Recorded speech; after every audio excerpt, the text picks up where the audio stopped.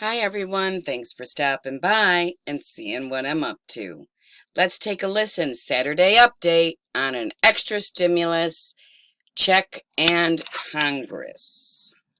Hey everyone, Kevin here with your complete roundup on the next rounds of stimulus and stimulus checks. Let's get into the politics and drama of the day. First things first, remember the representative who introduced the Emergency Money for the People Act. That was the act that would give everybody 16 or older $2,000 per month for 6 months, possibly up to 1 year if economic conditions were at certain levels. Well, that representative, Tim Ryan, who co-authored that bill with Ro Khanna, another representative, had this to say on a TikTok last week, which we certainly brought up. I just want to quickly remind you of this TikTok because it's going to show you what Congress has been busy with over the last week. Sorry. And maybe why we're seeing a delay in the next package. Okay, I'm bored in the house and I'm in the house bored. Bored in the house and I'm in the house bored. Right, so that's Tim Ryan. We remember that. Well, guess what I found after hours this morning of scouring congressional activity to bring you the most original content? Take a look at this bill that was submitted. I wonder what it's in reference to. And this, folks, is what Congress is up to while we're all waiting for our stimulus checks. Here you go. Representative Ken Buck has introduced a bill, H.R. 6896, to prohibit certain individuals from downloading or using TikTok on any device issued by the United States or a government corporation. Folks, I kid you not. This is literally the kind of distraction that's happening to prevent talk about our future stimulus checks. But I do always like to provide good news as well, and the good news is that these Treasury-issued debit cards are finally arriving to people. They're apparently coming with this Treasury seal here and a letter from the Treasury Department. It actually, the envelope says that it's the Money Network Cardholder Services, and what I encourage you to do to make sure that you're not getting scammed is go to the Treasury Department's website and their press releases, and you can see that they want to refer you to EIPcard.com.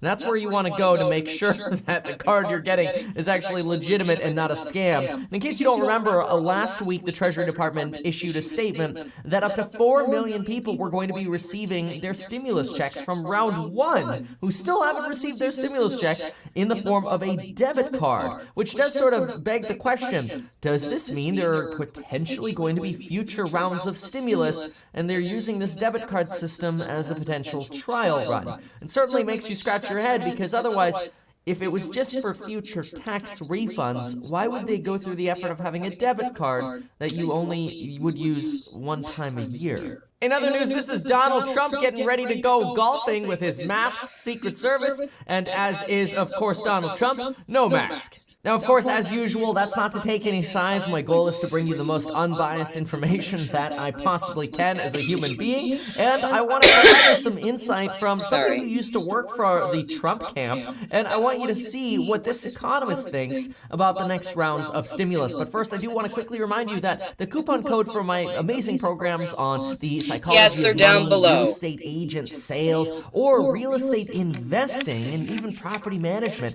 all 4 of those programs have a coupon code that does expire tomorrow, and I would love to see you in those programs. Remember, when you join those, you pay one time, you get all the content that's there, all the future content, because I'm constantly adding content, that's included. And remember, you get to join me in live streams 5 times per week when the market is open, Monday through Friday, and we talk about money, finances, real estate, investing, you name it. So definitely take advantage of that coupon code expiring down below. But for now, let's take a look at this article in Foreign Policy, which was published by an economist, John Sullivan, who used to be an economic advisor for the Trump administration. And what I love about these people who used to work for the Trump administration is they can actually talk about the Trump administration without the fear of getting fired. Again, not taking sides. You know, Trump might have a reason for firing people, but all I'm saying is these are people who don't work for Trump anymore, so they can say things that people who do work for Trump can't, because they have to have the political filter on. Because always remember, when it comes to Republicans in the Senate or Democrats in the House or the President in the White House, they talk through a political filter that sometimes blurs what they're saying, and my goal is to read between the lines to get you the truth. Well, let's take a look at what Joseph Sullivan, not John Sullivan, has to say about the Trump administration and future rounds of stimulus. I'm going to link this article down below, but as usual, I'm going to read you some of the highlights. Joseph Sullivan says, look, in normal times, spending more money means, yeah, you have to be worried about budget deficits and deflation. But the problem is, this is not a normal time. In other words, this is the time to spend. Because the issue is, what we have right now is true uncertainty. And that basically says that no matter what kind of decision you make, you are going to make mistakes. And any attempt to try to be perfect right now is actually the worst thing you could try to do. It would be better to spend money and issue more stimulus and then have to dial that back than all of a sudden to realize you're in a situation where you need to give more stimulus, but it's already too late. And it might be too late if you get to a place of irreversible human and economic catastrophe. Because of being, a lot of folks are so focused on things like inflation and budget deficits, a lot more suffering might come to Main Street. And the author actually goes on to say that this could be a great opportunity for Trump, because think about it, the last financial crisis when Obama was president was focused on bailing out Wall Street. Maybe it's time for a president to actually bail out Main Street. This was actually a very interesting argument. And he goes on to say, hey, look, the hope of this V-shaped recovery, pretty much gone. In fact, the V-shaped recovery was expected to basically end in 2023. But this author suggests we might actually, remember, he's an economist, we might actually see the Nike swoosh recovery, which I'm kind of getting tired of all these shapes and W's and all this L-shaped and all these different things. I even heard somebody suggest a K-shaped recovery. I'm sick of the letters. You know what? Maybe the Nike swoosh is a nice sponsored way for some people to describe this, because I like that shape. Not that it's great. I mean, I prefer the V. But anyway, it says here that the recovery might not end until 2029. Holy shit. Which might mean we are stuck in not a roaring 20s, but a recovery 20s. And this author goes on to suggest that 110,000 more deaths might actually follow from suicide, alcoholism, and drug abuse, Oh, absolutely. Because of this elongated recovery, unless more stimulus money is spent. Because what happens is, in his opinion, is people who live through these temporary periods of high unemployment tend to, look at this, tend to spend less money forever. In other words, this could break the consumer. Now, I have to interject one thing. Not only suicide from drug abuse, and I forgot what even the other thing was, but point is, there's domestic violence on a rise. There's psychological, mental issues happening to some of these individuals who have been isolated, and those that are mentally ill who choose to isolate. This could even be horrible as far as yes, this is what everyone should do. We should be all quarantined and locked down. It could work backwards for somebody who already quarantines themselves for mental issues. It could totally do a number on their psychosis. And not to forget domestic violence being on the rise. I am a survivor of domestic violence, and I opened a battered and abused transitional housing center.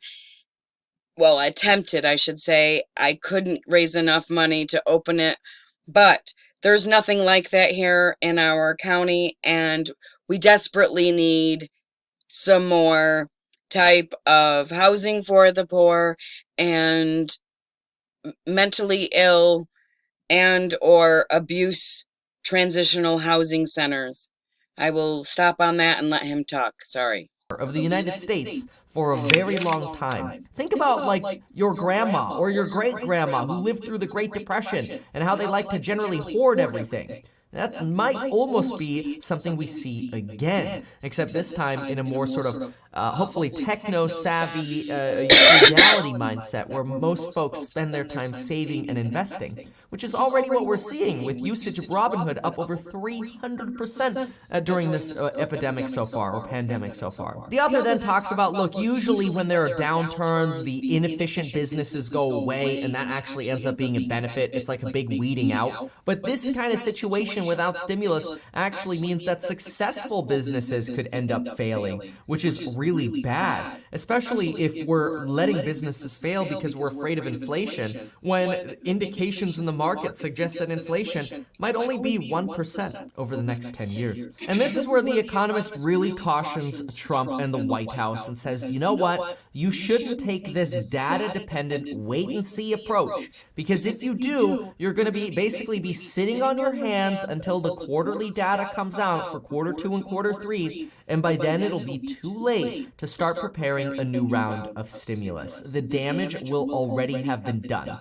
And instead, the White House would be wise to use this period that, Congress is in recess to basically develop its own version of what a stimulus legislation should contain. And even if that means it was one that was completely rewritten from what the representatives drew up. If they don't like what the Democrats like, why don't they write up their own? Now, all this sounds nice, but what about the actual next round of $1,200 stimulus checks? Well, I've already broken that down over the last few days. In fact, you may have already heard the information that I broke down over the last 3 to 4 days, regurgitated in many different formats, and that's wonderful because it just spreads information more. More power to the information sharing culture that we have now, and I think it's wonderful. And if you haven't yet caught up on that information, we basically know that Republicans in the Senate are indicating we might not see the next $1,200 stimulus check package pass until probably the end of June, which means we might not actually see money in the pockets of American people who need it until the end of July,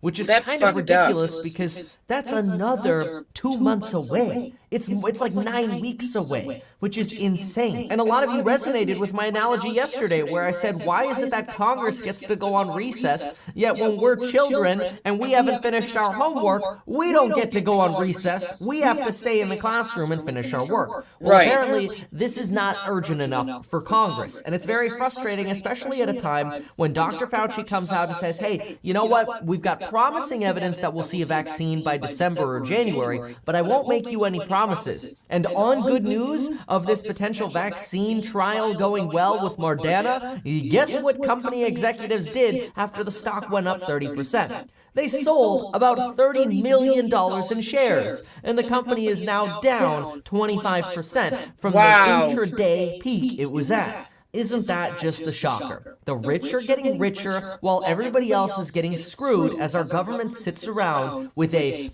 let's wait and see, in the meantime, I'm going on recess. I guess the fact that 1 in 12 people who have a mortgage are not making their payments is not enough of a sign that the people need help. That means every 12th house you drive by, if that house has a mortgage on it, which generally it does, either the landlord or the homeowner is not making their payment every 12th time. Every 12th house you drive by to go to the grocery store, or I don't even know where you're going, maybe you're going to the beach, is not making their payment. Yet Congress is going on recess. Even Hertz, the rental car company, just filed bankruptcy because guess what? All of the cars they were selling to try to make their debt payments were not bringing in enough money to be able to make their debt payments, and they've officially filed for bankruptcy. This adds into the crew of J. Crew, Neiman Marcus, and of course, now Hertz, of large companies that have already filed for bankruptcy. We're expecting to see many, many more.